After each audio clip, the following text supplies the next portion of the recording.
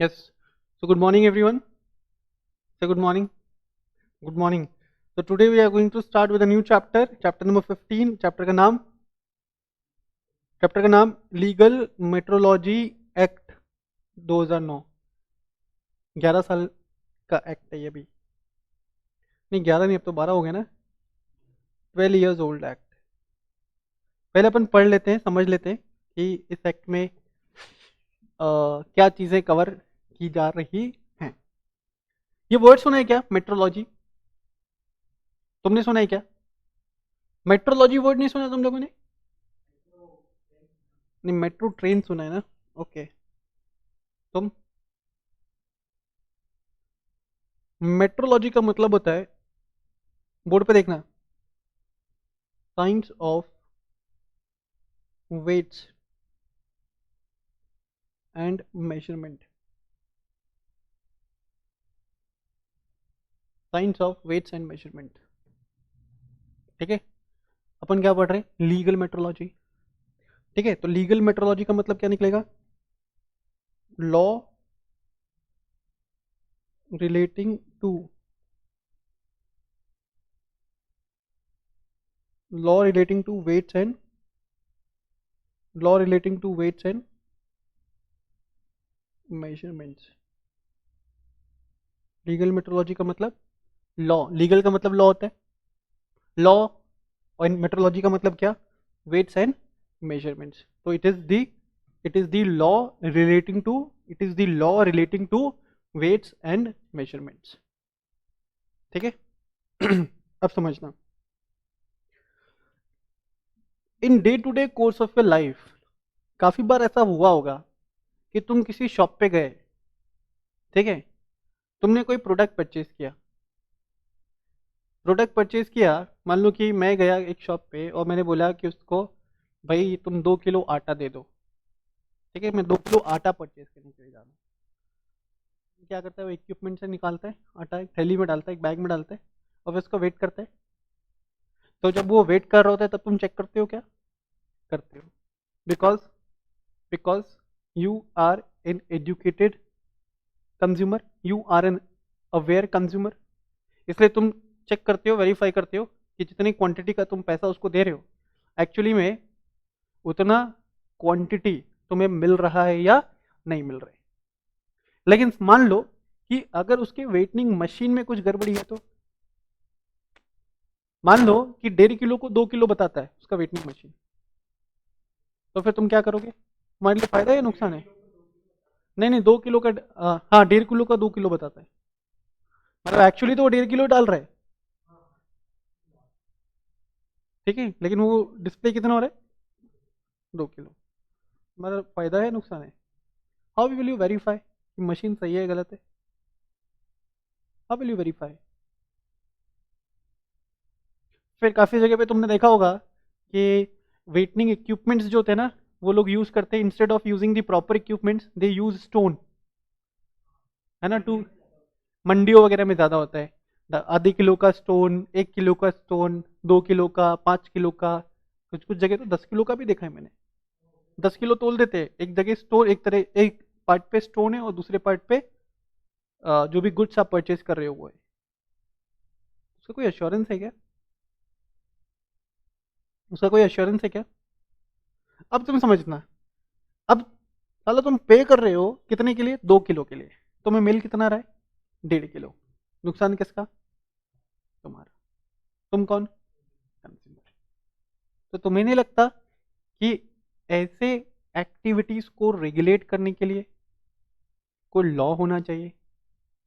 Weights and measurements weights and measurement के subject matter को regulate करने के लिए कोई लॉ होना चाहिए। Answer would be yes. Answer would be yes. बात में मेरा क्या? अब तुम समझना। दूसरा एग्जाम्पल मैं तुमको देता हूँ। कोई भी प्रोडक्ट तुम खरीदते, कोई भी पैकेज प्रोडक्ट है क्या तुम्हारे पास अभी? तुम में से किसी के पास क्या कोई पैकेज प्रोडक्ट है? तुम एक काम करोगे, तुम जाओगे ऑफिस में और ये आईफोन का ना एक वो बॉक्स रखा हुआ है, वो लेकर के आओ। फटाफट से लेकर के आओ।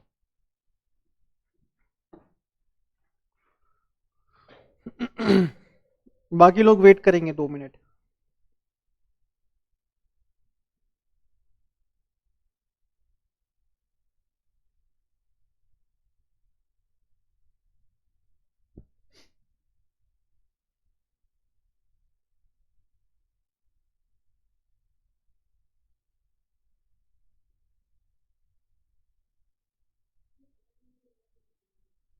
क्या कह रहे? नहीं, पता तो नहीं चलेगा ना तुमको। तुम्हें कैसे पता चलेगा being a consumer? You need to be aware enough. You need to be aware enough. Normally consumer इतना अवेयर होता नहीं है, इसलिए उसके साथ चीटिंग होता है।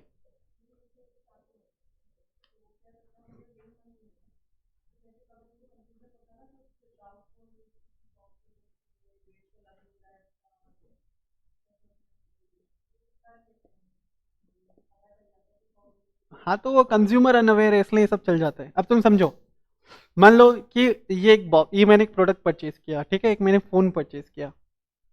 फोन इस पैकेजिंग में आया है, ठीक है, फोन इस पैकेजिंग में है। तो ये जो पैकेजिंग है ना, तुम अगर चेक करोगे, सिर्फ ये पैकेज नहीं, तुम कोई भी प्रोडक्ट ले लो, छोटे से छोटे और बड़े से बड़े, हर प्रोडक्ट के पैकेज पे उस प्रोडक्ट का डिस्क्रिप्शन गिवन होता है, हाँ या ना?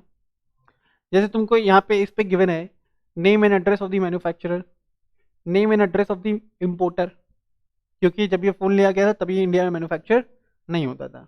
तो name and address of the manufacturer, name and address of the importer, है ना?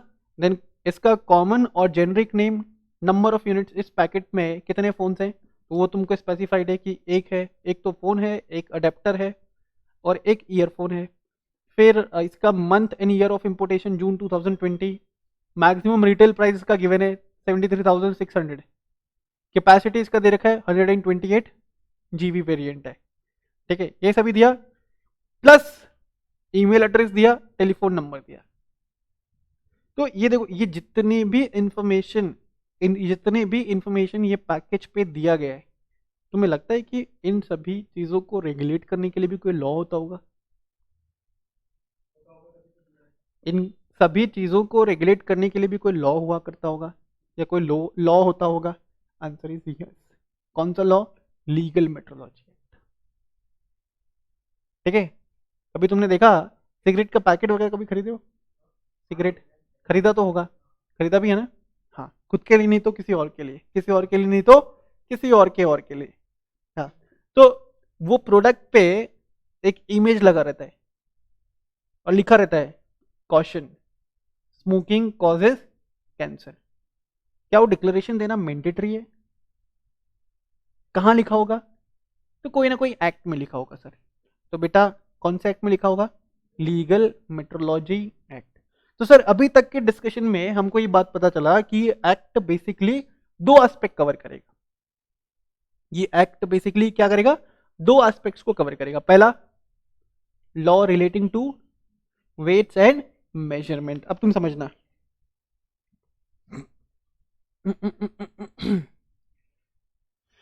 जब मैं बात कर रहा हूं,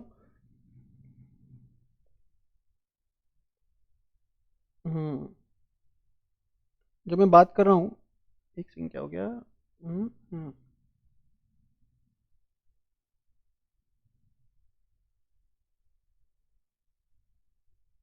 law relating to weights and measurement,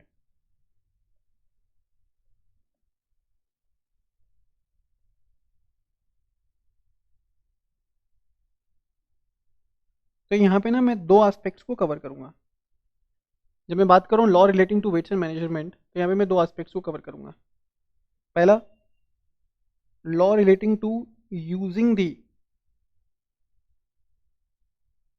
equipments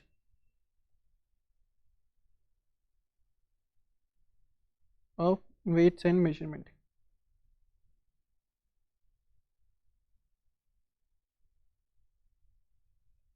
law relating to using the equipments of weights and measurement, ये फर्स्ट एस्पेक्ट पहला। दूसरा है लॉ रिलेटिंग टू मैन्युफैक्चरिंग और production of units of weights and measurements। Law relating to manufacturing और production of units of weights and measurements. वो जो सिल बट्टे वगैरह तुम लोग देखते होगे, तो उसको कोई ना कोई तो मैन्युफैक्चर करता होगा ना, तो ये जो मैन्युफैक्चरिंग एस्पेक्ट है उसको भी रेगुलेट करेगा ये लॉ। प्लस उसका जो यूज से रिलेटेड एस्पेक्ट्स है उसको भी रेगुलेट करेगा ये लॉ। ठीक है। Plus plus this act also covers the provisions relating to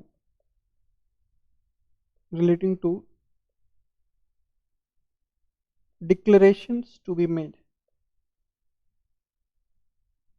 Plus this act also covers the provisions relating to declarations to be made on any packaged commodity. On any packaged commodity. ठीक है। तो basically दो aspect हम लोग cover करेंगे इस act के अंदर। Name is legal metrology act 2009।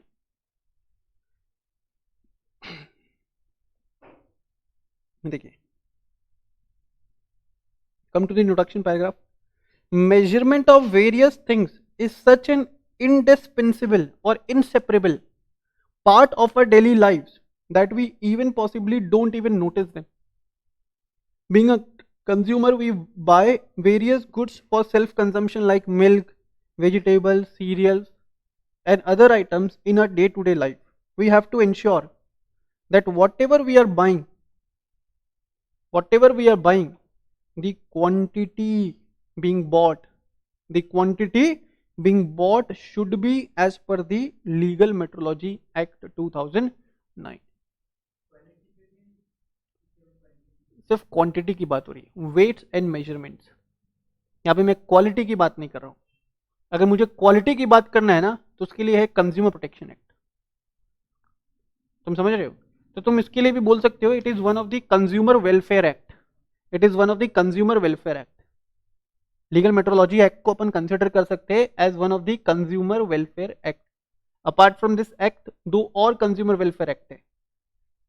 ठीक है, एक हो गया कंज्यूमर प्रोटेक्शन एक्ट नया वाला, और दूसरा हो गया कंपटीशन एक्ट 2002।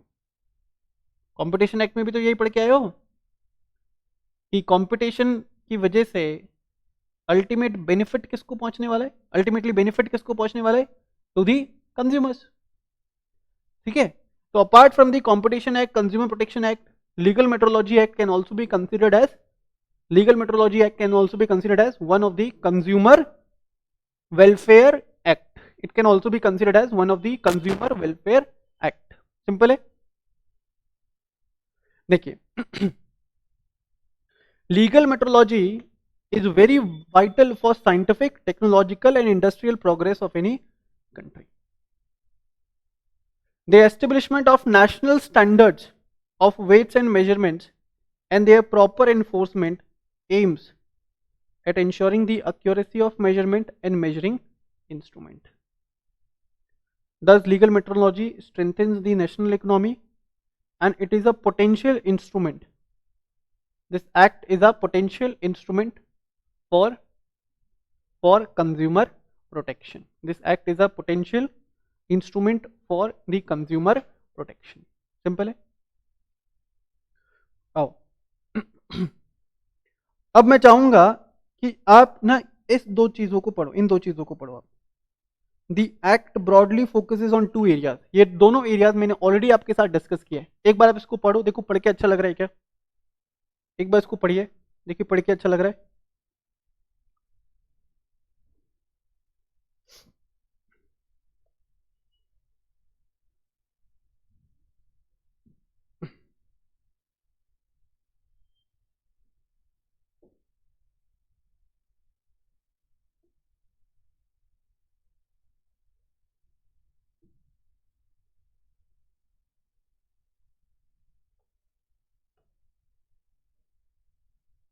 ये दोनों चीजें जो मैंने बताई आपको।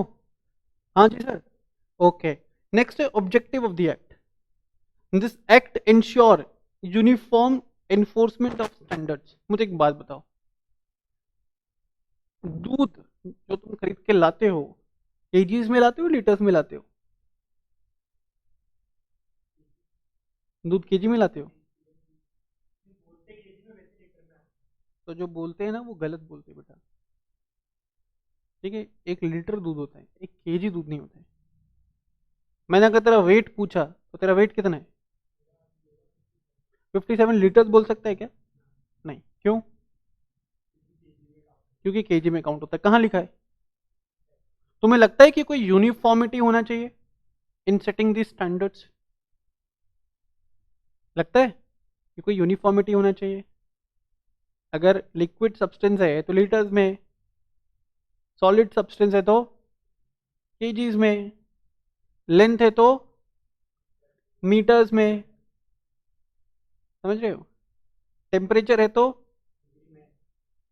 फ़ारेनहाइट और डिग्री में। ऐसा लगता है तुम्हें कि एक यूनिफॉर्म स्टैंडर्ड होना चाहिए?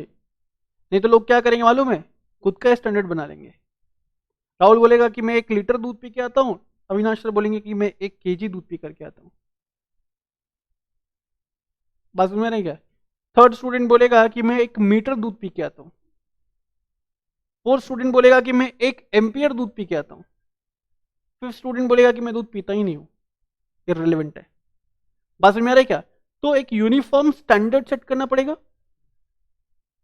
For weights and measurements, for weights and measurements. बात समझ में आ रहा है क्या? तो जो यूनिफॉर्म स्टैंडर्ड्स है वो भी इस एक्ट के अंदर प्रिस्क्राइब किए गए हैं।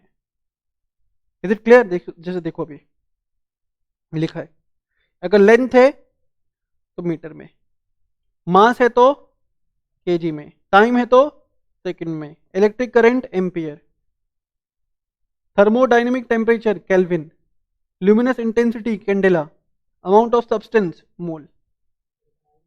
हाँ, मैं क्या बोलता हूँ यहाँ पे सारे एलिमेंट्स इंक्लूडेड नहीं, आपको एग्जाम्पल्स दिए, कुछ के एग्जाम्पल दिए। ठीक है? हाँ, बैटरी नहीं होता, ल्यूमिनस बैटरी नहीं है यहाँ पे। हम्म, हेलोजन लाइट्स नहीं आएगा कोई भी नॉर्मल। ठीक है, आओ चलो पढ़ते। This act ensures uniform enforcement of standards and connected matters in weights and measurement throughout the country, and the act was enacted with the following objectives. पहला, to protect the interest of the consumers, to establish and enforce standards of weights and measurements, then to regulate the trade and commerce in weights and measurements and other goods, and to ensure that there is no short measurement in the distribution of goods. 5 kilo बोल करके 4 kilo ना दिया हो, क्योंकि उससे ultimately loss किसका होगा? Consumer का। लेकिन एक चीज ध्यान रखना, कुछ गुड्स ही ऐसे होते हैं कि ड्यू टू देयर कैरेक्टरिस्टिक्स या ड्यू टू देयर नेचर उनका जो वेट है ना वो अल्टीमेटली कम हो जाता है after certain period of time. Biscuits देखो, तुम कभी भी बिस्किट खरीदो, जैसे अभी घर जाओगे ना और एक पार्ले-जी बिस्किट का पैकेट खरीद लेना, ठीक है? तो मैं तुमको बताता हूँ 5 रुपये में आएगा और लिखा रहेगा उसके ऊपर 75 ग्राम। उसका वेट कितना लिखा रहेगा? बोलो, उसका वेट लिखा रहेगा 75 ग्राम। 75 ग्राम उसका वेट है at the time of manufacturing. जब वो बिस्किट्स मैन्युफैक्चर होता है ना, जब वो गीला होता है तब उसका वेट ज़्यादा होता है। ठीक है? और with the passage of time जब वो सूखने लगेगा ना उसका वेट कम होने लग जाएगा। तो 75 ग्राम लिखा है व्हेन पैकेजिंग इज डन। अब मान लो कि 75 ग्राम लिखा है, तुमने उसको तौला 70 ग्राम ही निकला, तो जाकर के तुम मैन्युफैक्चरर का गला पकड़ लोगे क्या? Answer is no, answer is no. ये नॉर्मल रिडक्शन है। हाँ, हाँ व्हेन पैक्ड लिखा रहेगा। हाँ, तुम अभी गला नहीं पकड़ सकते, due to the nature of goods ऐसा हो रहा है। लेकिन लिखा 75 ग्राम है और है 50 ग्राम ही, तब गला पकड़ सकते हो क्या? हाँ, क्योंकि वहां पे तो ये भी हो सकता है ना कि मैन्युफैक्चरर क्या बोले, due to the nature of the good 25 gram कम हो गया। अरे ऐसा होता है क्या? बात समझ में आ रहा है क्या? तो कुछ गुड्स का नेचर ही ऐसा है कि जब वो मैन्युफैक्चर होगा उसका वेट ज्यादा होता है, and with the passage of time उसका वेट कम होता चला जाए। Is it clear? तुम मिठाई कोई भी मिठाई वगैरह का एग्जाम्पल ले लो यार। मिठाई जब तुम खरीद के लाओगे ना उसका वेट ज्यादा होता है, और उसको छोड़ दो वहीं पे, ना खाओ ना किसी को खाने दो, समझ रहे हो? उसको अलमीरा में बंद करके रख दो for 1 month, for the sake of 1 month, 1.5 month और 2 मंथ, और 2 महीने के बाद उसको वापस तोलो, उसका वजन ऑटोमेटिकली कम हो जाएगा। दिवाली पटे रहते हैं ना। देखो, to protect the interest of consumers, to establish and enforce standards of weights and measures, to regulate the trade and commerce in weights and measures and other goods, and to ensure that there is no short measurement in the distribution of goods. I hope this concept is clear. Objective clear है? पहले तो हमको इस act का background clear है, हमको इस act का ऑब्जेक्टिव क्लियर है। ठीक है, चलो अब आगे। मेट्रोलॉजी का मतलब बताया सर, ये कौन सी नई बात है? तो अपन को पहले से मालूम है। मेट्रोलॉजी का मतलब क्या हो गया? Kind of weights and measurements. And legal metrology का मतलब क्या होगा? law relating to weights and measurements, law relating to weights and measurements। Simple है। आओ, डेफिनेशन तुम पढ़ लोगे खुद से, मैं नहीं पढ़ाऊंगा। Features of legal metrology, it is very important for scientific, technological and industrial progress of any country. ये तो अपन ने अभी पढ़ के हैं। ठीक है, यूजिंग द एक्यूरेट वेट या वेटनिंग devices is very much important for the scientific, technological and industrial progress of any nation. It ensures accuracy of measurement and measuring instruments, and it extends to the following field of human activities: commercial, industrial, health and human safety। Simple है सबके लिए, simple है ना? Okay, आओ अब standard weights and measures. तो standard weights and measures आपने पढ़ लिए, ये आपको याद रखना है। ठीक है, कभी एग्जामिनर का मन नहीं लग रहा हो, दुखी, हताश, निराश, परेशान हो, तो कुछ भी सवाल पूछ लेता है एग्जाम में। ठीक है, तो हो सकता है कि तुमको यही क्वेश्चन पूछ ले कि बताओ इन सब के लिए बेस यूनिट क्या माना जाएगा। तो you need to remember this. Length किस में? मीटर में। मास किलोग्राम्स में। टाइम सेकंड में। करंट एम्पियर में। Dash dash dash dash dash dash and dash dash dash. Simple है, सिंपल है। ओके, अब आगे देखोगे, मैं जिस ऑर्डर में पढ़ाऊंगा उस ऑर्डर में पढ़ोगे। मैंने अभी तुमको बात किया था ना कि हर पैकेज गुड्स के ऊपर क्या देना पड़ेगा? डिक्लेरेशन देना पड़ता है। क्या डिक्लेरेशन देना है वो इस एक्ट के अंदर स्पेसिफाई किया गया है। सर, इस एक्ट के अंदर जो डिक्लेरेशन स्पेसिफाई किया गया है ना, मान लो कि अगर वो डिक्लेरेशन नहीं दिया तो penal provisions will be attracted on the manufacturer या प्रोड्यूसर। और अगर मैन्युफैक्चरर या प्रोड्यूसर इंडिया में नहीं है तो the person who is marketing the goods in India. Manufacturer मान लो कि आउट ऑफ इंडिया लोकेटेड है तो उसे गलत तो नहीं पकड़ सकते।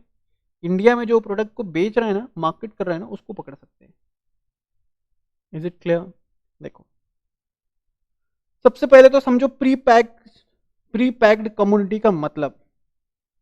प्री पैक्ड कमोडिटी का मतलब, it means the commodity which without the purchaser being present is placed in a package of whatever nature whether sealed or not।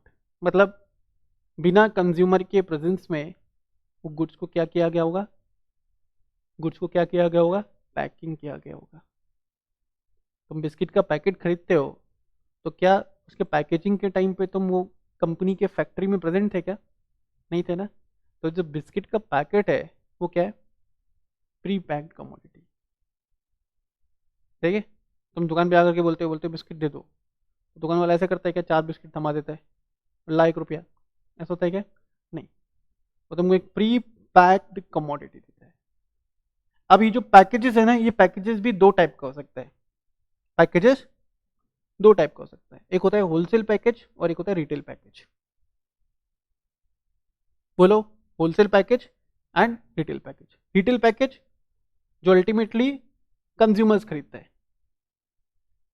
तुमने एक बिस्किट का पैकेट खरीदा या एक तुमने फैमिली पैक खरीदा, फैमिली पैक खरीदा तो उसमें 8 बिस्किट्स का पैकेट है, तो वो भी रिटेल पैकेज है जो कंज्यूमर डायरेक्टली खरीद सकता है। होलसेल पैकेज बड़ा सा बॉक्स, ठीक है, जिसमें 100 units of such product is there या 200 units of such product is there. Normally कोई भी पर्सन या कोई भी कंज्यूमर 100 यूनिट ऑफ प्रोडक्ट खरीदेगा एक साथ। 100 बिस्किट के पैकेट आज तक कभी जीवन में लाए हो? तो या तो तुम सिंगल वाला लाओगे या फैमिली पैक लाओगे, पर पूरा कार्टन का कार्टन उठा करके लाओ क्या? बोले एक महीने में खत्म कर देना है 100 पैकेट, ठीक है। ब्रेकफास्ट में भी बिस्किट खाएंगे और लंच में भी और डिनर में भी, ठीक है। ऐसा कभी करना मत, वरना इंसान से क्या बन जाओगे? डैश, ठीक है। क्योंकि छोड़ो अभी, next, declaration on pre-packed commodity. A person shall not manufacture, pack, sell, import, distribute, deliver, offer, expose or possess for sale any pre-packed commodity unless such package is in standard quantity or number and it contains declaration in the prescribed manner. बोला इस act के अंदर जो भी declaration बोलने के लिए कहा गया ना, जो भी डिक्लेरेशन देने के लिए कहा गया ना, अगर वो डिक्लेरेशन आपने नहीं दिया है on the pre pack commodity, तो बिल्कुल भी हिम्मत मत करना ऐसे प्री पैक कमोडिटी को बेचने का। मैं तुमको एक चीज बताता हूं, अब इसी में लिखा है आगे कि क्या क्या इंफॉर्मेशन आपको देना है। जो भी इंफॉर्मेशन देना है ना, तुम इस बॉक्स के इंफॉर्मेशन से टैली कर लेना, एग्जैक्टली सब कुछ गिवन है। एग्जैक्टली साला एक तुम शैम्पू का पाउच भी खरीदते हो ना, उस पर भी ये सारा इंफॉर्मेशन रहता है, क्योंकि without this information such pre pack commodity could not be held for sale. They could not be held for sale. कोई अगर डेंजरस हजार्डस गुड्स है और which can be hazardous for consumption, तो उसके ऊपर तुमको बकायदा डिक्लेरेशन देना पड़ेगा। सिगरेट या smoking causes cancer, cigarette hazardous goods है, डिक्लेरेशन देना पड़ेगा। बिना डिक्लेरेशन के बेच सकते हैं क्या? Answer is no. इनफैक्ट मैंने तो देखा है जो सिगरेट इंडिया में मैन्युफैक्चर हो रहे तो वो तो डिक्लेरेशन देते हैं क्योंकि उनको लॉ मालूम है। अब ऐसे सिगरेट के पैकेट्स जो इंडिया के बाहर से इंपोर्ट हो रहे, तो इंडिया के बाहर जिस कंट्री से वो इंपोर्ट हो रहे हैं वहां पे तो लॉ नहीं होगा टू गिव सच डिक्लेरेशन। तो इंडिया में उसको बेचने के लिए ना वो लोग ऊपर से स्टिकर चिपकाते हैं। इंडिया में वो पैकेट को बेचने के लिए वो लोग क्या करते हैं, ऊपर से सिगरेट चिपकाते हैं। या मान लो कि एल्कोहल वगैरह, इंपोर्टेड एल्कोहल भी होता है ना, तो उसके ऊपर भी डिक्लेरेशन देना पड़ेगा। लेकिन जिस कंट्री में मैन्युफैक्चर हुआ है शायद वहां पे डिक्लेरेशन का रिक्वायरमेंट नहीं है। तुमने इंडिया में इंपोर्ट किया, अब अगर उसको बेचना है तो उसके ऊपर डिक्लेरेशन देना पड़ेगा। डिक्लेरेशन नहीं दिया तो बेच ही नहीं सकते, डिक्लेरेशन नहीं दिया तो बेच ही नहीं दे सकते। और देखो डिक्लेरेशंस में इन जनरल मुझे बताओ क्या क्या चीजें होना चाहिए एक प्रोडक्ट के पैकेज पे, क्या क्या चीजें डिक्लेयर होना चाहिए? नेम ऑफ मैन्युफैक्चरर और producer, and in case manufacturer is not selling the goods then name of the marketing company. तुमको एक एग्जांपल मैं तुमको देता हूं। पैंटीन शैम्पू देखा है, यूज किया है? पैंटीन हो गया, सनसिल्क हो गया, चेक हो गया, नहीं चेक तो नहीं, पैंटीन के ऊपर मैंने कहा लिखा रहता है पीएनजी प्रोडक्ट। काफी सारे प्रोडक्ट्स जो डेली कंजम्पशन प्रोडक्ट्स है के पीछे तुम देखोगे लिखा रहेगा अ पीएनजी प्रोडक्ट। नाम सुना? PNG, Procter and Gamble. ये कंपनी के बारे में जानते हो कुछ? ये कंपनी खुद का कोई भी प्रोडक्ट मैन्युफैक्चर नहीं करती है। It is a marketing company, it is a advertisement company, ठीक है। They will advertise your business, they will advertise your product. तो भाई पैंटीन पे मैन्युफैक्चरर का नाम नहीं आकर के किसका नाम आएगा? Marketing company. फिर क्या और चीज, क्या और क्या चीजें होनी चाहिए? उस प्रोडक्ट का जेनरिक नेम, मतलब लोकल लैंग्वेज में उस प्रोडक्ट को किस नाम से जाना जाता है? Generic name. और क्या होना चाहिए? Date of manufacturing, date of expiry. और क्या होना चाहिए? इंग्रेडिएंट्स। और क्या होना चाहिए? Any precaution. तो तुम देखोगे वो शैम्पू के पीछे लिखा रहता है keep it out of the reach, keep it out of the reach of childrens below the age of 6 years 3 years as the case may be. फिर ऐसा भी लिखा रहता है कि फॉर बेस्ट रिजल्ट्स, अगर तुम शैम्पू जिस कंपनी का यूज कर रहे हो ऑयल भी उसी कंपनी का यूज करो। या फिर लिखा था फॉर बेस्ट रिजल्ट हफ्ते में कम से कम 3 बार ये प्रोडक्ट यूज करो, या दिन में 3 बार यूज करो एज द केस में भी। और फिर लिखा रहता है कि अगर कोई भी साइड इफेक्ट दिखता है तो इमीडिएटली कंसल्ट करो किसको? डॉक्टर को। पड़ोसी को नहीं, डॉक्टर को। तुम पड़ोसी बोली क्या? कस्टमर के नहीं, नॉर्मली तो हम लोग पड़ोसी को करते हैं कंसल्ट, पड़ोसी को नहीं करने। पहले सबसे पहले किसको कंसल्ट करो? डॉक्टर को। तो बोला जब तक ये डिस्क्लोजर नहीं दोगे ना प्री पैक कमोडिटी पे, तब तक आप गुड्स को सेल नहीं कर पाओगे। सिंपल है। Yes.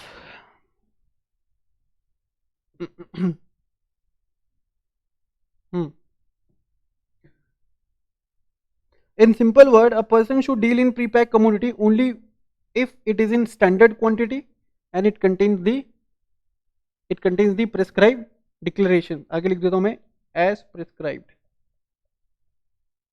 Prescribed declaration as prescribed under in this act. As prescribed under this act.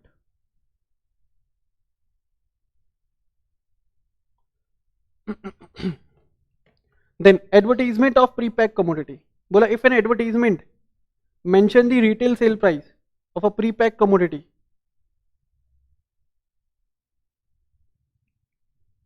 it shall in addition to the declaration as to the net quantity or number of the commodity contained in the package in the prescribed form.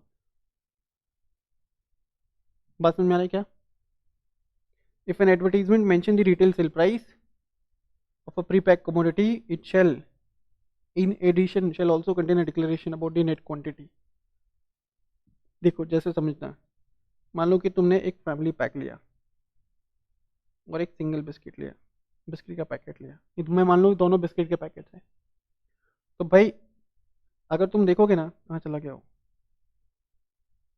Page number क्या था?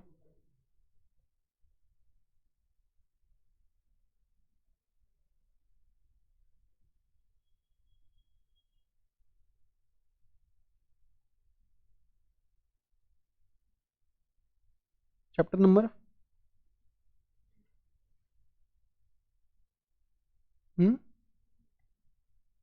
15। एक second था।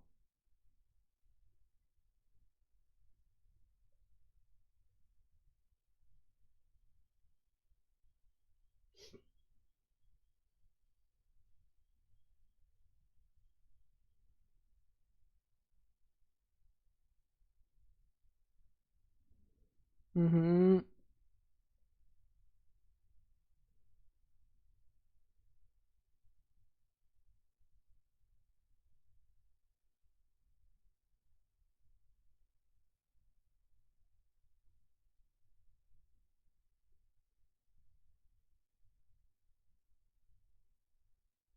हम्म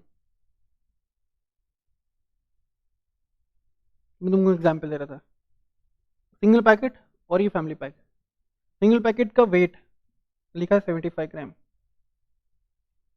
तो 75 ग्राम ही होना चाहिए। ठीक है, however अगर थोड़ा बहुत डेविएशन आता है ड्यू टू दी नेचर और या due to the characteristics of goods, तो that will not be taken into consideration. अब फैमिली पैक में मान लो कि 8 पैकेट है, 8 यूनिट्स है, तो ये भी पैकेजिंग के ऊपर क्लियरली स्पेसिफाइड होना चाहिए। ये भी पैकेजिंग के ऊपर क्लियरली स्पेसिफाइड होना चाहिए, और जितना पैकेजिंग के ऊपर स्पेसिफाई किया ना, एक्चुअली में उतना क्वांटिटी होना चाहिए वो प्रोडक्ट का। Is it clear? अदरवाइज क्या नहीं कर सकते? सेल नहीं कर सकते, अदरवाइज उसको सेल नहीं कर सकते। ठीक है बच्चों, ठीक है। नेक्स्ट उसके बाद देखो packaging rules,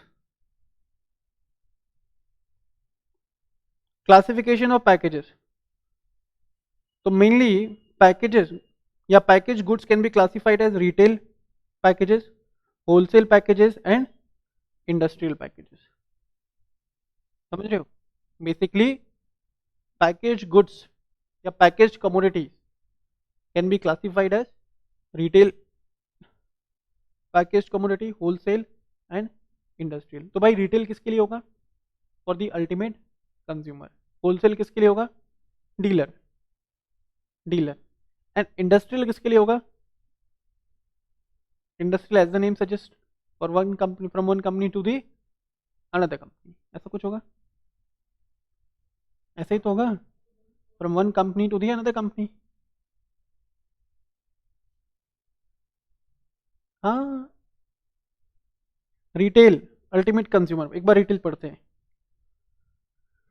Meaning of retail packages: a package intended for retail sale to the ultimate consumer are called as retail package, and it also include imported packages.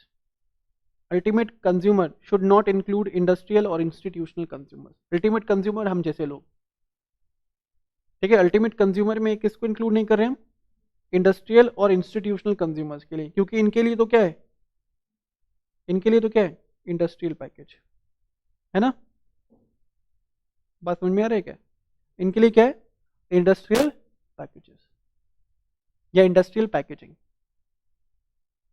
ठीक है Rahul. Statutory requirements, commodities given in the second schedule, they should be packed in a standard quantity. All such commodities should be packed in a standard quantity.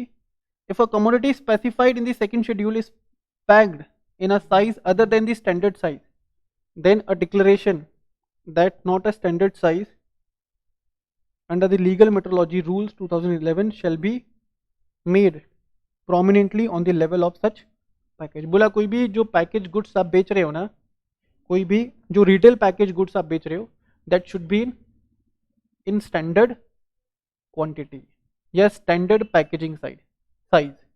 और अगर वो standard packaging size नहीं है, अगर आप वो स्टैंडर्ड पैकेजिंग साइज नहीं है, तो आपको क्या करना पड़ेगा? क्लियरली स्पेसिफाई करना पड़ेगा प्रोडक्ट के ऊपर कि ये जो प्रोडक्ट हम सप्लाई कर रहे हैं, it is not the standard packaging size of the product. मैं तुमको एक छोटा सा एग्जांपल देता हूं। मान लो अपने अजमेर में पार्ले जी बिस्किट का फैक्ट्री है, इफ यू ऑल नो। कहां पे? पर्वतपुरा बाईपास पे। तो बिस्किट मैन्युफैक्चर हो करके, पैक हो करके सेलिंग के लिए जा रहा है, डिस्ट्रीब्यूशन के लिए जा रहा है in the Ajmer nearby areas, Rajasthan, along with the other states also. तो जो भी पैकेजिंग हो रहा है ना, वो स्टैंडर्ड फॉर्म में हो रहा है। ये नॉर्मली ये साइज होता है पैकेज का, या एक फैमिली पैक हो सकता है ना?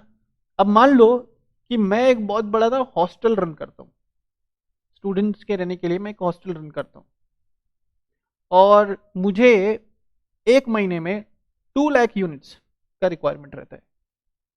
कितना? 2 लाख यूनिट ऑफ बिस्किट का रिक्वायरमेंट रहता है।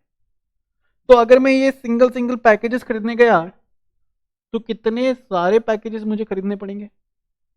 तो मैं क्या करता हूँ, डायरेक्ट फैक्ट्री जाता हूँ। मैं शॉपकीपर के पास नहीं जाता, मैं डायरेक्ट फैक्ट्री जाता हूँ और उसके पास ऑर्डर प्लेस करता हूँ। तो उसने क्या किया? एक बड़ा सा कार्टून पैक कर दिया।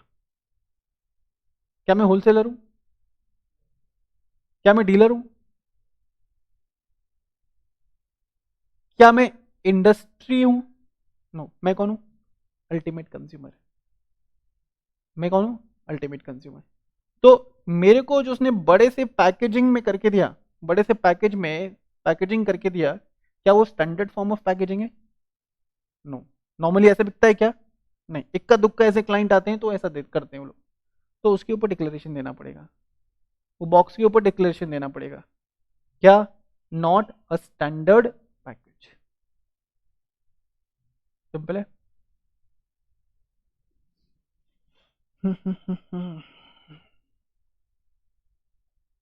आगे देखोगे, फिर तुमको गिवन है स्टैट्यूटरी डिक्लेरेशन जो देना पड़ेगा एक एक पैकेज कमोडिटी पे। क्या क्या स्टैट्यूटरी डिक्लेरेशन में आएगा, तो नाम गिव मैंने बताया आपको, name and address of the manufacturer, और जहां पे manufacturer is not the packer, name and address of the manufacturer and packer, मतलब मैन्युफैक्चरिंग कोई और कर रहा है, पैकेजिंग कोई और कर रहा है, तो भाई जिसने मैन्युफैक्चर किया उसका भी नाम बताओ, जो पैकेजिंग कर रहा है उसका भी नाम बताओ। अब मान लो कि मार्केटिंग कोई और कर रहा है, तो जो मार्केटिंग कर रहा है उसका भी नाम बताओ। ठीक है।